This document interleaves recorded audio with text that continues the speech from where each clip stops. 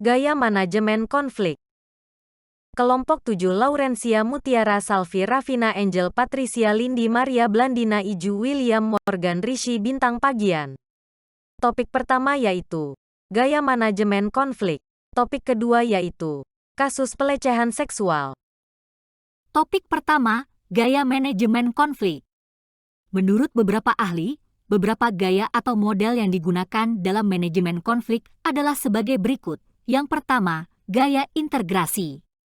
Gaya ini berguna untuk menangani masalah yang kompleks secara efektif, di mana satu pihak atau kelompok tidak dapat menyelesaikan masalahnya secara sendiri.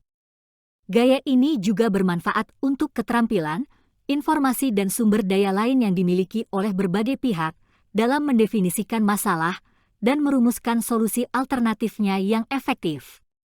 Untuk itu komitmen diperlukan dari masing-masing pihak agar efisien dalam pengimplementasi solusi. Yang kedua, gaya membantu.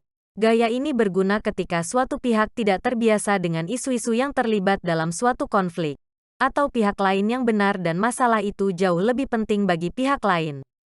Yang ketiga, gaya mendominasi. Gaya ini cocok ketika isu-isu yang terlibat dalam konflik penting bagi organisasi atau keputusan yang tidak menguntungkan oleh pihak lain mungkin berbahaya bagi organisasi ini. Yang keempat, gaya menghindari. Gaya ini dapat digunakan ketika efek disfungsional waktu menghadapi pihak lain lebih besar daripada manfaat resolusi konflik. Yang terakhir, gaya kompromi. Gaya ini berguna ketika kedua belah pihak, misalnya karyawan dan manajemen, sama kuatnya dan telah mencapai jalan buntu dalam proses negosiasi. Berikut adalah berita viralnya kasus di medsos mengenai staycation sebagai syarat perpanjangan kontrak. Kembali di Top News, pemirsa, sebuah perusahaan di Cikarang diduga mensyaratkan menginap atau staycation sebagai modus kekerasan seksual terhadap pekerja perempuan ya agar kontrak kerjanya diperpanjang. Hal ini diungkap seorang pegiat media sosial melalui akun Twitternya.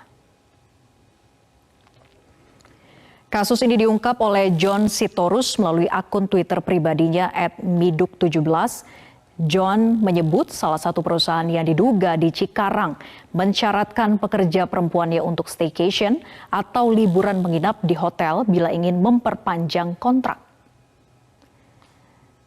John juga menguak bahwa syarat staycation untuk perpanjangan kontrak ini sudah menjadi rahasia umum perusahaan. Banyak warganet mengatakan hal ini sudah berlangsung selama bertahun-tahun.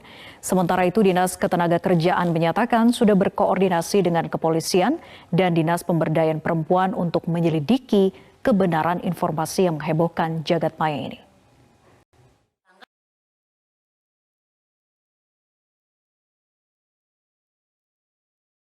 Viral di media sosial yang menuliskan adanya sebuah perusahaan di Cikarang yang memiliki syarat nyeleneh agar para pegawai karyawati bisa diperpanjangkan kontrak. Syarat tersebut adalah mengharuskan karyawati berhubungan intim dahulu dengan dalih staycation jika ingin perpanjangan kontrak. Dalam kasus kami ini, di sebuah PT di Cikarang Alfi Damayanti sebagai korban tersebut, Alfi Damayanti ini mengaku bahwa dirinya diajak jalan berdua atau liburan berdua bersama bosnya. Karena Alfi Damayanti masih membutuhkan pekerjaan tersebut masih ingin bekerja di tempat tersebut awal-awalnya dia masih menolak dengan cara halus. Namun akhirnya Alfi Damayanti ini merasa risih, dan pada akhirnya ia tegaskan bahwa dirinya tidak bisa jalan berdua karena dirinya yang mempunyai kekasih dan juga mempertahankan harga dirinya tersebut. Karena bosnya ini merasa kesal kepada Alfi Damayanti ini bosnya bilang ya udah kamu habis kontrak aja. Si Alfi Damayanti ini tidak terima dirinya diperlakukan begitu. Dan pada akhirnya Alfi Damayanti ini melaporkan kepada pihak kepolisian dan juga menyerahkan bukti chat diajak tidur bareng bosnya, syarat perpanjangan kontrak. Dan pada akhirnya berita ini viral di media sosial sampai-sampai polisi usut stasiun untuk perpanjangan kontrak kerja menjadi serius pemerintah khususnya pemerintah Kabupaten Bekasi. Guna mengusut tuntas kasus ini pemerintah membentuk tim gabungan untuk melakukan pengawasan. Tim ini terdiri dari Kementerian Tenaga Kerja Provinsi Jawa Barat dan Disnaker Kabupaten Bekasi. Rapat gabungan dilakukan bersama Kepolisian Dinas Pemberdayaan Perempuan dan Perlindungan Anak guna mengusut tuntas kasus ini. Bekasi, Kompas.tv, Polres Metro Bekasi segera memanggil terlapor atau manajer sebuah perusahaan di Cikarang. Kabupaten Bekasi, Jawa Barat, dalam kasus ancaman staycation untuk memperpanjang kontrak kerja.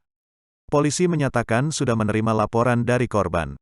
Korban yang didampingi kuasa hukum dan anggota DPR RI serta PRD Kota Bekasi melaporkan atasannya terkait dugaan tindak pidana kekerasan seksual dan perbuatan tidak menyenangkan.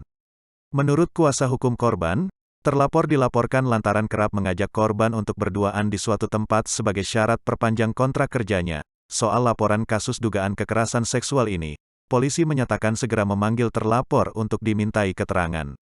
Polisi juga meminta jika ada korban lain, segera melapor ke kepolisian. Dari kasus viral ini, ternyata menimbulkan dampak ke perusahaan lain yang juga di Cikarang, yaitu PT Epson dan PT Mikuni. Padahal ternyata oknum yang melakukan pelecehan tersebut adalah perusahaan Ikeda.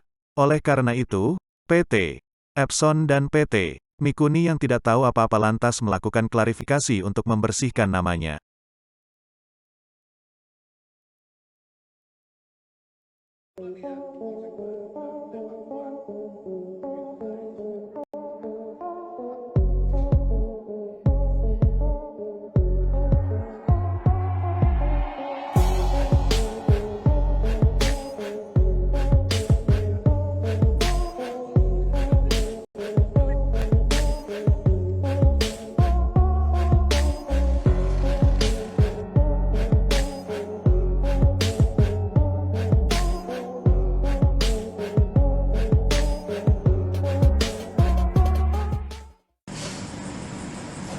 Korban membuat laporan polisi di ruang SPKT Polres Metro Bekasi terkait dengan dugaan tindak pidana kekerasan seksual Undang-Undang Nomor 12 Tahun 2022 Pasal 5 dan Pasal 6 Junto Pasal 335 KUHP tentang perbuatan tidak menyenangkan. Korban baru berapa orang yang sudah lapor? Yang telah melapor kepada kami ada 1 orang.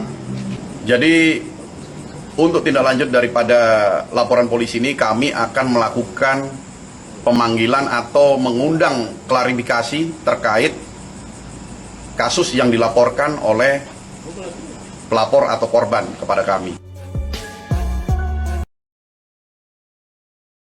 Perkembangannya penanganan laporan perkara yang masyarakat sebut sekarang staycation untuk perpanjang kontrak. Setelah ada yang melaporkan di hari Sabtu kemarin, kemudian sudah ada koordinasi dari penyidik kepada terlapor dan pelaku. Untuk hari ini, hari Selasa ini, tanggal 9 Mei, nanti pelapor dan terlapor akan memberikan keterangan. Jadi baru akan diambil keterangan awal di hari ini. Jadi itu baru perkembangannya baru di situ ya. Belum ada perkembangan lain dan belum ada informasi lain atau pelapor lain yang menyampaikan ke SPKT Polres Metro Bekasi. Pemanggilan ini berarti berdasarkan laporan dari Karyawati ke Polda Metro Jaya kemarin, laporan polisi. Iya. Laporan hari Sabtu kemarin kami tindak lanjuti untuk mengundang dan memberikan klarifikasi atau keterangan. Siapa saja Pak hari ini hadir selain korban, pelapor dan terlapornya? Ya. Hanya itu aja Pak. Ada saksi nggak Pak yang dihadirkan hari ini? Nanti setelah ada keterangan dari pelapor, baru nanti ada nama-nama disebutkan, baru akan kami undang kembali untuk yang lain disebutkan. Dalam tahap klarifikasi ini, apakah ada barang bukti yang diminta untuk dibawa? Setelah nanti hasil yang disebutkan, kalau memang ada data-data pendukung, memang itu sudah dari awal kami minta. Pada saat memberikan laporan tentunya harus didukung oleh data-data pendukung, alat buktinya. Nah itu juga nanti akan kami mendalami kembali dari yang sudah disampaikan pelapor. Pak, dari Polres sendiri buka posko sendiri nggak sih Pak?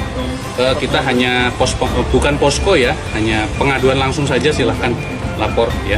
Bisa langsung ke Satreskrim, bisa ke SPKT. Ada pendampingan juga nggak Pak untuk korban? Ada. Karena ini kan kasus pelecehan. Iya, berarti ada. Hari ini atau dimulai hari ini atau mulai kapan pendampingannya? Pendampingan terhadap Karyawati yang pada saat nanti melapor datang itu didampingi.